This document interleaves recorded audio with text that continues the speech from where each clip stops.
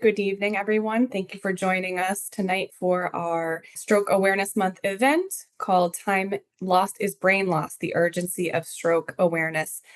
We have Dr. Naragum here, a neurologist here at Bay State Health, and we're fortunate to have him join us for this event tonight and share his expertise on the topic. There will be time at the end for questions. We will be using the Q&A function to submit any questions that you may have on this topic, and we will cover those at the end. So with that, I turn it over to you, Dr. Naragam. Thank you very much. Thank you, Simone, for giving me the opportunity to talk today. Hi, I'm Dr. Varun Naragum from the Bay State Neuroendovascular Program. The name can be confusing, but what we do is we offer catheter-based, minimally invasive procedures for stroke, brain aneurysms, and other vascular diseases within the brain. Uh, in this day and age, stroke is one of the biggest causes of morbidity and mortality. It's stroke month, so we thought we would discuss about why time lost is brain lost and how time is very important to save brain. So let's just get started. So I'll try to keep things as interactive as possible. So the key take home points from today's talk, at least, should be these two. When it comes to a stroke, time equals brain. Time wasted means brain lost. And the second take home point should be intraarterial therapy for stroke has been proven to be the most effective treatment modality for treating stroke patients.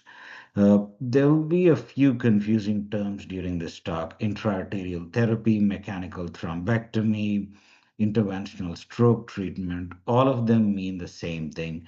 It's mechanically extracting a blood clot out of a blood vessel inside the brain using catheters so that the blood flow to the brain is restored. Uh, I think the simplest word would be mechanical thrombectomy for stroke. We'll just stick to that. So, why is stroke so important?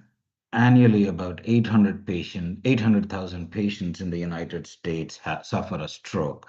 I'm pretty sure this number has gone up since these slides were published years ago by AHA. Uh, Out of these 800,000 strokes, the most common type of stroke is ischemic stroke, meaning a blood clot going to the brain, a blood vessel inside the brain, and blocking blood supply, thereby depriving brain tissue of blood supply and thereby depriving the brain of vital nutrients like glucose and oxygen. Because of that, the brain tissue suffers damage and death, leading to disability and or death. The vast majority of stroke, as I said, is ischemic stroke. About 87% of it, or roughly 700,000 patients of the total of 800,000. And stroke is the fifth leading cause of death in the United States. 1 in 20 deaths in the country is due to stroke, and it's also the leading cause of disability. This is more important than just the numbers in terms of death because it affects patients, it affects families, and it affects the wider society as such. So, going back to the types of stroke, as I was saying earlier, ischemic stroke is the vast majority of stroke, wherein you can see a blood clot is lodged inside one of the blood vessels inside the brain, be it a large blood vessel or a smaller blood vessel. And that accounts for about 85% or roughly 700,000 patients annually.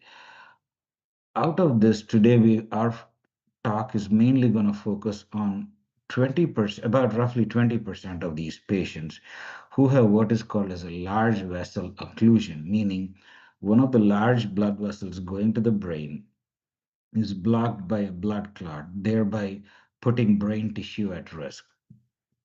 If this blood clot is not evacuated from the brain, patients suffer severe disability and or death. Uh, the other type of stroke is hemorrhagic stroke, meaning there is bleeding happening inside the brain because of breach of a blood vessel. That accounts for about 15% of cases, or roughly just over 100,000 cases. The main causes of hemorrhagic stroke are brain aneurysms, high blood pressure, tumor, and more lately, patients being on blood thinners for various other reasons. We'll talk about hemorrhagic stroke briefly at the end, but we'll mainly focus this talk on large vessel occlusion stroke. So, the title for the stroke is Time Lost is Brain Lost. Why are we emphasizing so much on this? Is because the quicker a blood clot is evacuated from the brain, lesser is the brain damage and better will be the outcome for the patient. So historically, for till 2015 or so, IV TPA or clot busting medication was the standard of care, which could be given up to 4.5 hours after symptom onset. And studies have shown that up to 20% of patients benefit from TPA or the clot busting medication. Since 2015, we'll talk more about the trials that were positive.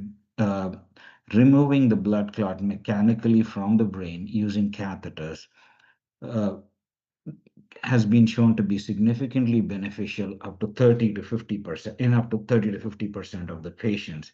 And the time windows up to which we can offer this treatment have been extended up to 24 hours currently. We'll go over the timelines in the next few slides. Uh, why do we keep insisting on time as brain? As just focus on the third line in the bottom corner. Every minute that the brain is deprived of blood flow, 2 million brain cells die. Uh, this is just an average number. In some patients, very few brain cells die because they have collateral blood flow, but in other patients, up to 27 million brain cells can die every minute. But the average is around 2 million brain cells die every minute that the brain is deprived of blood flow. That's the reason why we focus and insist so much on time is the most crucial factor, so, for now at least. And why do we keep insisting on it? You can see in this picture, once a blood clot goes into a blood vessel inside the brain, the brain tissue that is supplied by this blood vessel is not getting vital nutrients, glucose, and oxygen. And within minutes, a small part of the brain suffers irreversible damage and death. That is called as the core. Unfortunately, there's not much that can be done to reverse the core, but what we care more about is what is called as the penumbra, or the tissue at risk. This part of the brain, or this volume of the brain, has not suffered irreversible damage yet, but it is at risk for suffering irreversible damage if blood flow is not restored. Uh, it's this tissue which we care about tremendously and which we want to preserve so that the patients have a good functional outcome. As time progresses, you can see here in this corner image, the core is becoming larger, meaning larger volume of brain is suffering irreversible damage, and the penumbra is getting smaller and smaller, meaning the salvageable tissue or volume of brain is getting smaller and smaller. So that's what we are trying to minimize to decrease the core of brain death when a stroke happens. And also, there is another problem. Once a large core develops, it eventually bleeds, leading to hemorrhagic stroke as well. That's another complication. So, our goal is to keep the core as small as possible, zero if possible. So these slides are taken from meta-analysis from multiple randomized control trials that have been done over the years for stroke. What I'm trying to show in all these trials, all these slides, is that every 60 minutes wasted in revascularizing the brain, the chances of having a good outcome, meaning functional independence on the modified Rankin score of 0 to 2, decreases by about 10% every 60 minutes. So if we delay providing care to these patients, the chances of them having a good functional outcome decline rapidly, and that's a huge problem for us. So going back to the timeline for how interventional stroke therapy has evolved, uh, we are at least 2 decades behind the cardiovascular service. So, interventional treatment for heart attacks is at least 2 decades, if not longer, ahead of interventional treatment for stroke, including balloon angioplasty, which started in the 70s, to bare metal stents in the 80s, and drug-eluting stents in the 2000s. I'll show you the timeline for interventional stroke treatment, which started roughly in the early 2000s. So in 1995 was when IVTPA was approved.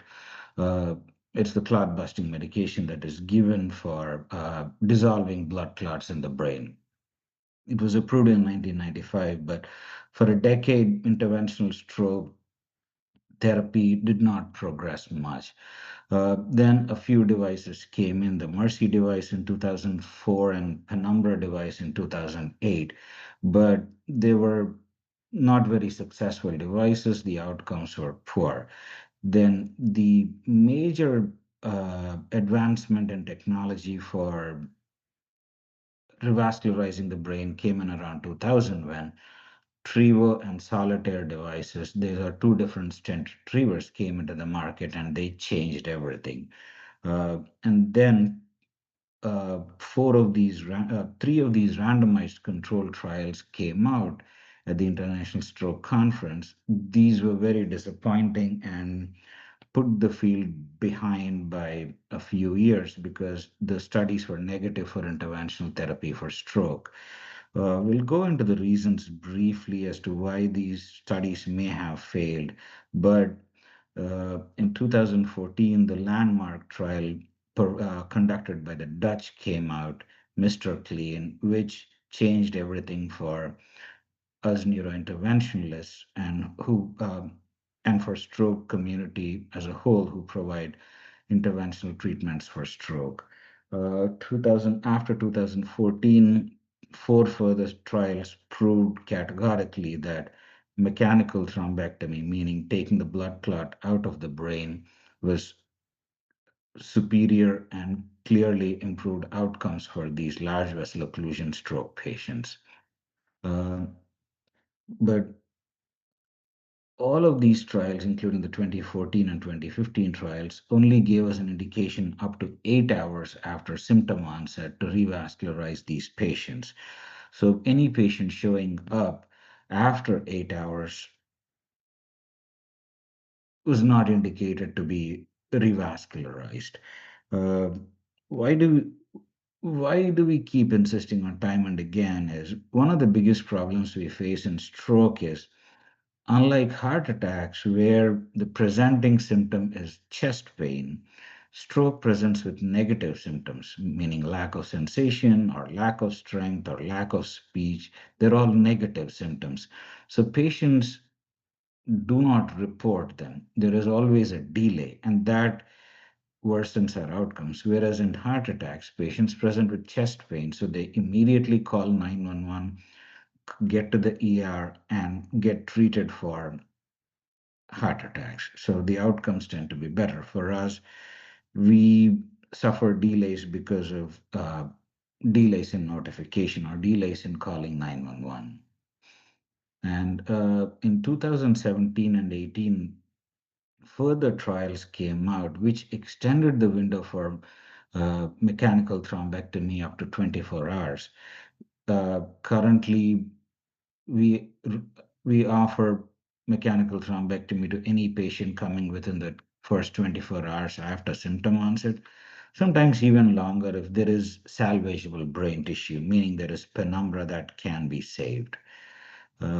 This is just a brief slide of the initial devices which were failures, the Mercy device, the Penumbra device, and the DAC device. I don't even know which device that is, but they were all failures.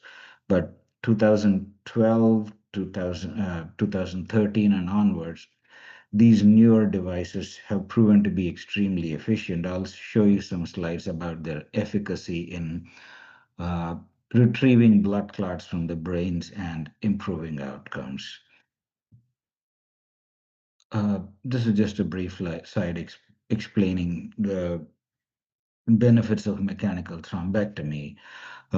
So as you can see in the right-sided image, IVTPA, when it is given, about 20% of patients, 19.1 to be precise, uh, have a good functional outcome, meaning they don't suffer significant disability. Whereas with mechanical thrombectomy, the outcomes are 32.6% for good functional outcomes. Uh, we constantly strive to improve that number to make it over 50%, but that's a struggle for us. So, why is mechanical thrombectomy superior to the clot busting medication? This was a study that was done in Germany, which had shown that any clot which is larger than 8 millimeters in length, the chances of IVTPA to dissolve this blood clot is nearly zero. As you can see in this curve, as the length of the clot increases, the ability of TPA to dissolve it just declines rapidly.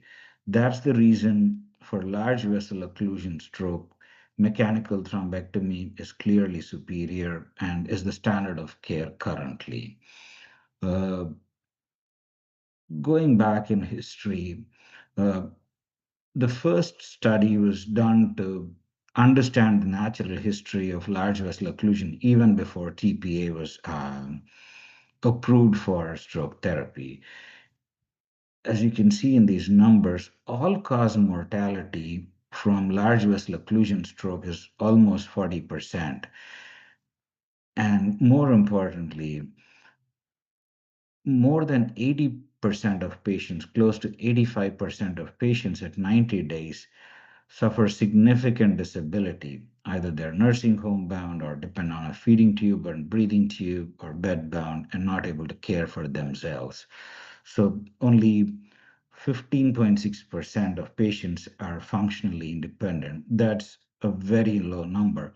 Compared to that, with IVTPA, 20% of patients achieve functional independence, and with mechanical thrombectomy, about 33 to more than 40% of the patients achieve functional independence.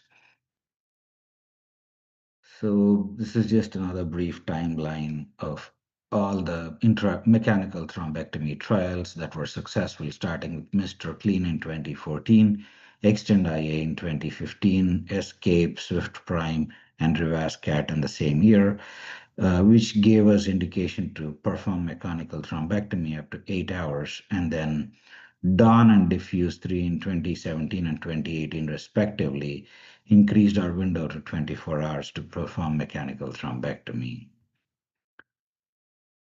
So, as I was saying earlier, the initial IMS 3 and MR rescue and synthesis trials were negative and very disappointing for our field, and threw a wrench in our ability to offer care to these patients, because we think the trials were mainly negative because the latest generation thrombectomy devices were not used, and the recanalization rates were very low as a result. That's the reason we feel the studies were failure.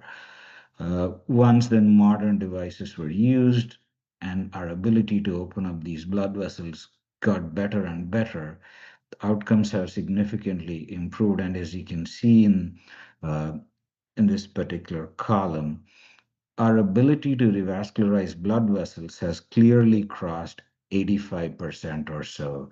Our recanalization rate at base state seems to be over 90%. So, standard of care for large vessel occlusion has become mechanical thrombectomy. And this is just a meta analysis of all the successful trials that were done for mechanical thrombectomy. As you can see, when mechanical thrombectomy alone is performed, 46% of patients were doing well compared to about 26% of patients who did not receive mechanical thrombectomy. And patients who did not get IV-TPA compared, only 22% of the patients are doing well. When mechanical thrombectomy was performed, in addition to IV-TPA, about 44% were doing well, and so on. So, what are the different things involved in this whole concept of time is brain? AHA has come up with this algorithm. So the first thing is recognizing symptoms in the field, in the field recognition of stroke symptoms, and alerting the AMS. It can be by bystanders, it can be by nursing staff, it can be by anybody, relatives or patients themselves sometimes. As soon as a stroke symptom is identified, 911 should be immediately called, thereby saving time, and that's the most important thing. Then comes the role of EMS, which can't be stressed enough. There are multiple slides in the next few minutes which go over how important a role EMS plays in improving our stroke outcomes. Then comes the role of ER and the role of stroke team and the interventional service, which is us in revascularizing these patients. But recognizing stroke symptoms fast is the easiest algorithm that can be used, which is the cards are widely available in the hospital. So I cannot insist enough on how important a role EMS plays in this whole thing. Traditionally, their role was to rapidly identify stroke symptoms, notify the hospital about a stroke patient, and transporting them to the nearest primary stroke center so that the clot busting medication could be given. But in this current age where mechanical thrombectomy is the standard of care, they play an even more crucial role. They face the burden of triaging these patients and deciding whether they should be taken to a primary stroke center or a comprehensive stroke center like Bay State Medical Center. We don't have the certification yet, but we do provide mechanical thrombectomy. So I'll go over some slides which stress on their role in triaging these patients. One of the scales that they have at their availability in identifying large vessel occlusion is Los Angeles Motor Score, which helps them identify if a patient may have large vessel occlusion, and these patients should be transferred to comprehensive stroke center for mechanical thrombectomy. But we'll go over it. And also, uh, a decade or so ago, EMS ambulances were being fitted with mobile CAT scanners to identify large vessel stroke, but that has gone out of favor lately. So, as I was saying earlier, what challenges do EMS crews face? First challenge is identifying if a patient is having large vessel occlusion or not.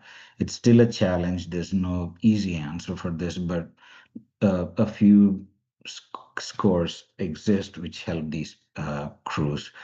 Once a Los Angeles motor score is done, if patient is suspected to have a large vessel occlusion, then a decision has to be made by them whether the patient should be taken to a primary stroke center, which can only give the clot busting medication, or if the patient should be taken to a comprehensive stroke center, which can give the clot busting medication as well as perform mechanical thrombectomy to retrieve the blood clot if required. So, again, if the ambulance crew identifies that the patient is within 30 minutes of a comprehensive stroke center, uh, they should ideally be taken to a comprehensive stroke center and skip the primary stroke center.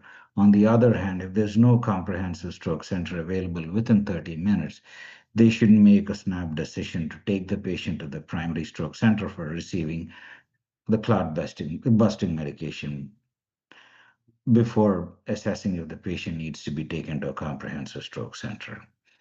Uh, On the other hand, if the Los Angeles motor score clearly shows that the patient is having a large vessel occlusion, they have also are burdened with making a decision whether they should bypass a primary stroke center. These are challenges which don't have a clear-cut answer yet. Uh, why do we keep insisting on bypassing primary stroke centers and going to a comprehensive stroke center so much is because the headline, as it says, transfers are terrible. The third line in this shows that when a patient goes to a primary stroke center and then has to be transferred to a comprehensive stroke center for mechanical thrombectomy, on average, 104 minutes are wasted. That nearly worsens the patient's outcomes by 20%. So that's the reason we insist on EMS crews trying their best to bring the patient to a comprehensive stroke center where mechanical thrombectomy can be performed. So now that we have spoken at length about the role of EMS in triaging these patients, let's talk about the role of ER physicians and nurses, whose role can't be stressed enough in improving our times and improving our outcomes. Once the ER crews are notified by the ambulance crews that a stroke patient is coming in, they get ready, they evaluate these patients, the clock starts, and as you can see in this timer, the goal is to clinically evaluate these patients in under 10 minutes, get evaluated by the stroke team under 25 minutes, and by 30 minutes or less, the goal is to finish imaging studies so to identify if there is a large vessel occlusion. And our goal at Bay State Medical Center, as well as nationally, is to take the patient to the cath lab for performing mechanical thrombectomy in less than 60 minutes once the patient hits the ER door. And the role of ER staff is extremely important in making this happen. And how do we identify a large vessel occlusion? I've spoken multiple times about large vessel occlusion so far. So if we go briefly back to this image, as you can see, a large vessel occlusion meaning there's a big blood clot in one of the big blood vessels inside the brain, whereas non-LVO, there is a blood clot in one of the smaller blood vessels inside the brain. It's harder to identify these blood vessels, and TPA is the standard of care for these. Mechanical thrombectomy is not. So, large vessel occlusion, how do we identify? The initial test is CAT scan without contrast. Sometimes it shows what is called as a hyperdense middle cerebral artery. Then the patients get a CT angiogram where contrast is given, and you can see here a blood vessel is missing, which is present on the other side. So we identify the clot. Further tests can be done to ascertain if there's any penumbra there, and so on and so forth. Once a large vessel occlusion stroke is identified, we are immediately notified by the stroke team, and we follow multiple steps to save as much time as possible so that the groin is punctured within the shortest possible period of time since the once the patient hits the ER. And over the years, we have try to evaluate how we can save minutes, which are very crucial for us to get a favorable outcome for the patient. If the patient goes to the CAT from the ER to the CAT scanner and back to the ER and then to the cath lab, too many steps are involved in this. Precious minutes are wasted and um, outcomes worsen. Compared to that, right now what we do is patient comes to the ER, goes to the CAT scanner, and from there the patient comes directly to the ER. By skipping this particular step, precious minutes are saved and outcomes improve. And also, this is a slide which we used to show to cath lab staff, where parallel processing helps save precious minutes while performing mechanical thrombectomy in the cath lab itself. And this is just an illustration of how the procedure is done. As you can see in the left-hand picture, there is a blood clot sitting in the brain on the right side, and which is preventing blood flow from going. You can see the blood clot within the vessel up here, and we use this stent. It's called as a stent retriever. It's literally a stent on a stick, which we use to trap the blood clot and retrieve it from the brain. As you can see here, with a catheter that's advanced from the femoral artery, it's advanced all the way into the brain, where you can see it being deployed across the blood clot, and the blood clot is dragged out of the brain. And as you can see in the right-sided image, the clot is taken out of this blood vessel and blood flow is restored. So that's the basic concept of mechanical thrombectomy, which has been done for about 10 years now, very successfully. Uh, what are the future trends? As I was saying, without giving any therapy for large vessel occlusions, only 15% patients do well. With clot busting medications, about 20% patients do well. With mechanical thrombectomy, somewhere between 35 to 45% of the patients do well. We want to make these numbers better. We want them to be above 50 or even better. But there are a lot of challenges. What are the future trends? Uh, Recently, a few of the trials for medium vessel occlusions, meaning blood vessels which are mid-sized, deeper inside the blood, if there is a blood clot in them, can we retrieve them safely and improve outcomes? Recently, a few of the randomized controlled trials were negative, but science never moves backwards for a long period of time. We will eventually get there, and we will be. I'm confident that in the near future we'll successfully retrieve all these medium vessel occlusions as well. And some of the other trends include neuroprotection in the field with hypothermia, neuroprotection post thrombectomy, stem cell therapy, and advanced rehabilitation therapies. Uh, a lot of these uh, efforts have been failures, but continuous efforts are made every day. Hopefully, in the near future, we have better techniques to improve outcomes in the field as well as post revascularization. So, in summary, currently endovascular therapy or mechanical thrombectomy is this standard of care for large vessel occlusion. Outcomes have significantly improved with mechanical thrombectomy, but more needs to be done for us to improve outcomes beyond 50%. Even today, hospitals capable of providing mechanical thrombectomy are limited. Bay State Medical Center happens to be the only one west of Worcester that can offer this treatment. Uh, Achieving comprehensive stroke center certification is still extremely challenging and a very difficult process. EMS, ER crew, stroke team, the interventional service, and the neuro ICU service, all of them play a very crucial role in ensuring that Bay State Medical Center achieves comprehensive stroke center certification.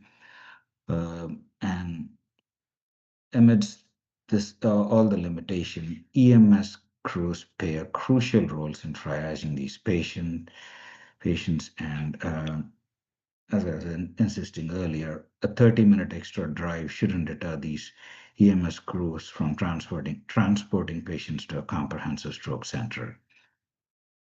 Again, I can't insist enough. Time equals brain when stroke happens. It's the same concept for hemorrhagic stroke as well. We'll just shift gears to hemorrhagic stroke right now. As I was saying earlier, about 15% of all strokes are hemorrhagic in nature, meaning there is bleeding happening inside the brain. The common causes are high blood pressure.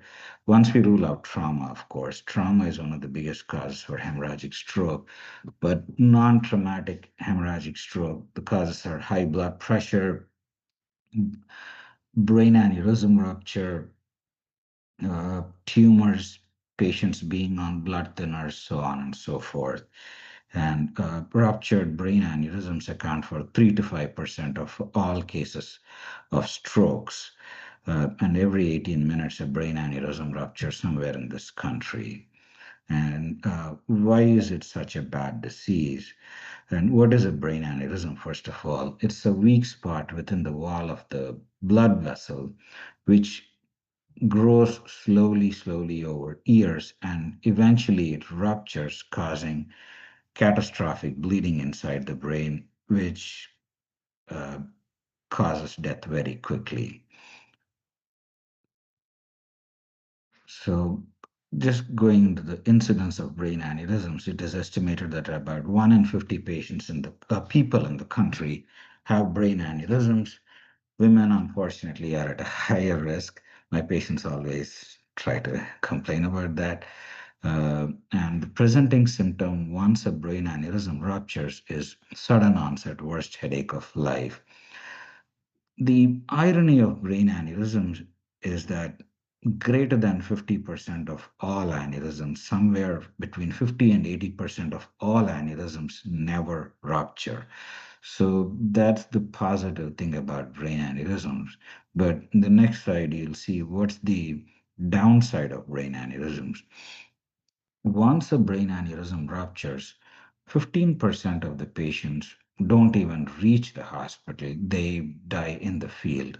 And of all the patients that suffer a ruptured brain aneurysm, 50% don't survive. And also, of the 50% who survive, two-thirds of them have permanent neurological deficits leading to some kind of disability. So, even though most brain aneurysms don't rupture, once they rupture, the outcomes are terrible. Patients either don't survive or suffer permanent brain damage, leading to lot of disability. So, how do we manage brain aneurysms? One, before they rupture, we can either choose conservative management, surgery, or endovascular therapy. But once a brain aneurysm ruptures, of course, conservative management is out of the window. It's either open surgical clipping or endovascular management, whereas that is catheter-based therapies. So as you can see in this picture, the aneurysm here is clipped with a surgical clip through microsurgery. We'll discuss more about endovascular management in the coming slides.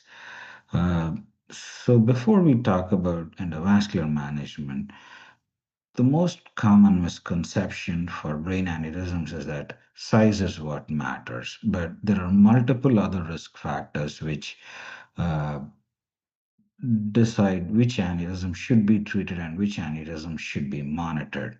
Location is a very important factor. Anteriorly located aneurysms are lesser risk, posteriorly located aneurysms are higher risk.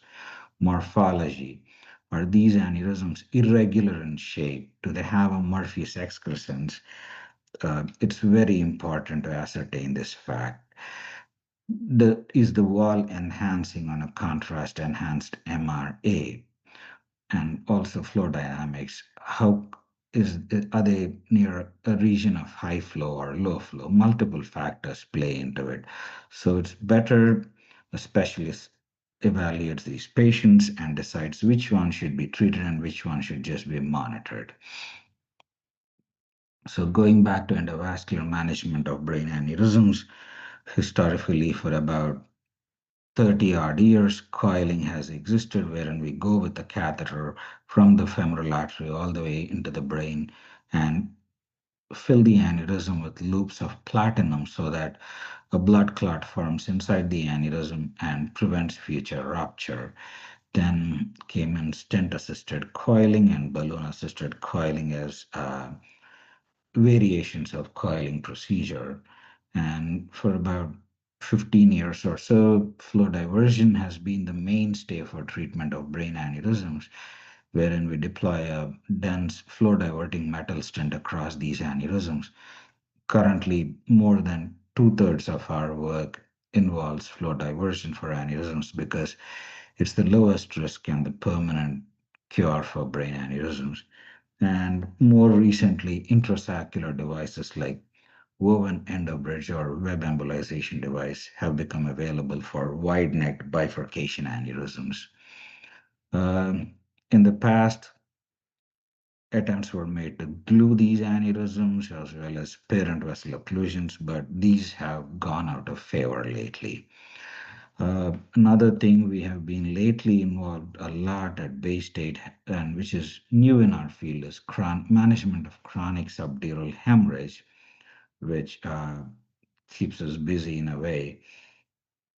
So, subdural hemorrhage is a disease of elderly individuals with minor or major trauma, and it's mostly a venous bleed. But once an acute bleed develops, neovascularization, meaning new blood vessels, develop in the outer membrane of the hematoma, leading to chronic subdural hemorrhage, which puts a huge burden on the medical establishment. And for about a decade or less, middle meningeal artery embolization has proven to be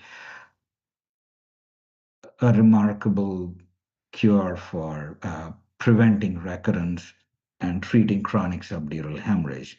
And very recently, this year, three randomized controlled trials, as listed below, proved that middle meningeal artery embolization as an adjunct to surgical drainage of subdural hemorrhages proves to be very effective in treating chronic subdural hemorrhage. As you can see in these MRIs and CAT scans, these patients have large subdural hemorrhages, which are compressing the left side of the brain.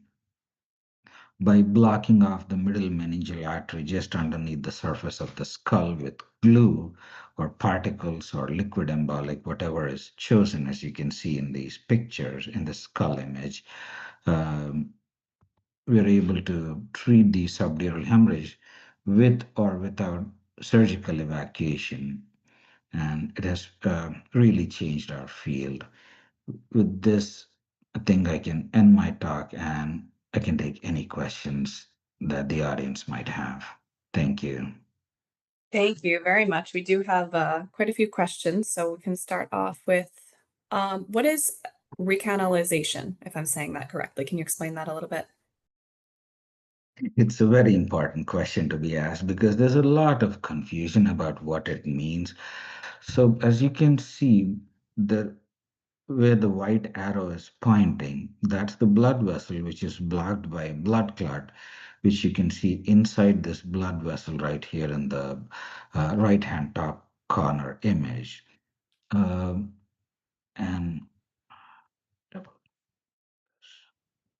And as you can see, by deploying this scaffold like stent retriever, we trap the blood clot and pull it out of the brain mechanically. And this is a blood clot sitting on the stent retriever out of the patient's brain on the table. That's what is called as recanalization.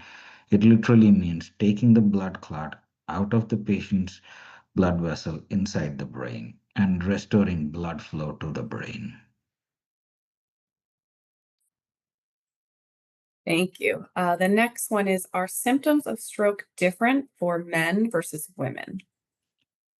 No, that's a good question, but not really. They're always negative symptoms. The unfortunate thing that causes delays in providing care to stroke patients is they're always negative symptoms, meaning loss of function in terms of loss of sensation, numbness, Still uh, sitting with you? Even after loss of Jeff, strength. Jeff, you're not on mute. had a little bit. I had enough. Chickens are good. Jeff, you're not on mute. Weakness, numbness, loss of speech, loss of vision, drooping of the face, and so on. But uh, it's the same. There's no difference between genders. There's no gender difference. Thank you. Apart from calling 911, is there anything you can do to assist a person who you suspect is suffering a stroke? And then two-part question, are there things you shouldn't do? So what should you do and are there things that you should not do? So that's a very important question because from a very young age, we are drilled about managing loss of consciousness in the street, like loss of pulse in the street. We can do chest compressions, ACLS, BLS. We're all trained on these, but unfortunately for stroke, there's no in the field treatment for these patients. Uh, Calling 911 as quickly as possible is the best thing anyone can do. Uh, and trying to make sure they're in a safe location, of course. You don't want them to fall upstairs or something and get hurt. Making sure they're in a safe environment and calling 911, I think, is the best thing anyone can do. Thank you. What is a quote silent stroke? Can you talk a little bit about that? You mean silent stroke, you said? Yes. No, that's a new thing. But most often, it's the most common term is a mini stroke, wherein they present with a fleeting episode of either loss of vision or loss of speech or loss of function, but they immediately regain it because it's transient, lasting anywhere from a few seconds to a minute, and they regain their function. So it's still important that these patients should be evaluated in the ER. It's equally important, but that's what is called as a mini stroke or a TIA. Why is it important to evaluate these patients? Is because they are at risk for suffering a major catastrophic stroke, more so compared to the general population. So they should be evaluated thoroughly. Thank you. And I'm guessing the person may have meant in the case where a person may not know they had a stroke, is it possible to have had a stroke and not be aware of it? So the most that's a valid question. The most common problem we face is a lot of strokes happen in the middle of the night when patients are asleep. They don't realize it. In the morning, they realize that they're not able to move one side of the body or the other, or the family members notice that the patient is paralyzed or speaking gibberish or not able to speak at all. So that causes significant delays in our ability to reach these patients and provide care to them and get them better. It's unfortunately the reality when we are dealing with neurological dysfunction, unlike heart attacks, which cause chest pain and patients just rush to the call 911 immediately and rush to the ER. Thank you. And I have someone asking about the risk for a second stroke. If you've had a stroke, what is that risk for another one? It's definitely higher. I can't remember off the top of my head, but the risk can be anywhere from 4 to 8% annually, depending on whether they have different kinds of risk factors. Do they have an irregular heartbeat, like atrial fibrillation? Do they have blood clots in the legs that can go through a hole in the heart and go to the brain? Do they have narrowing in the carotid arteries in the neck that can throw a clot to the brain and cause a stroke? Do they have risk factors, smoking, diabetes, high blood pressure, drug use, leading to blood vessel injury that can predispose to stroke? So there are multiple factors, and definitely the risk is higher for having another stroke. Thank you. Someone asked, is there a standard way to find out if you have an aneurysm? So that's a very important question because screening, I didn't want to keep it in these slides because it gets too overwhelming for everybody to understand. Uh, but I'm glad that somebody asked this question. So, universal screening is not approved by FDA.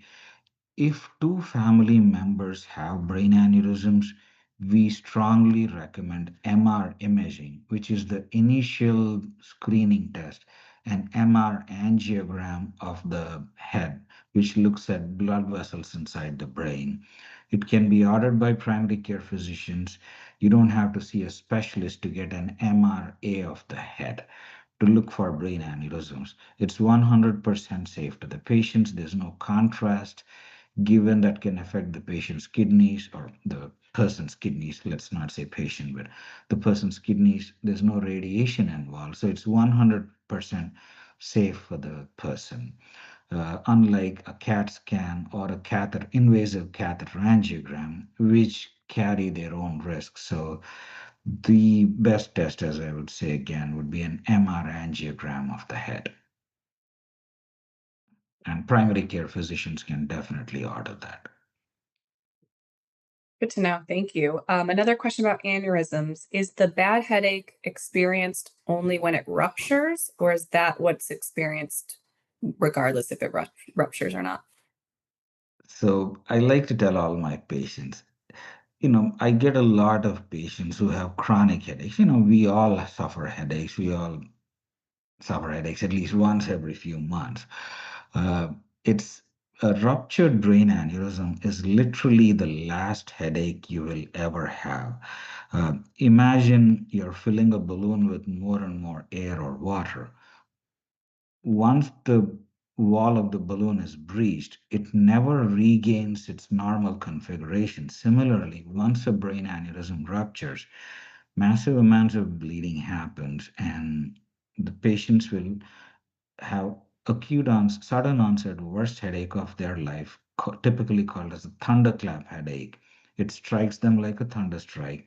And patients, as I was saying, 15% of the patients don't even make it to the ER. Close to 50% die either at home or in the ER, and two-thirds of the survivors also don't do well. Thank you. And why are women more likely than men to have brain aneurysms? Is there an answer for that? No, not yet. It's just Just that, unfair. or yeah, that's what all my patients complain, saying women always get the bad draw. It's just Thank you.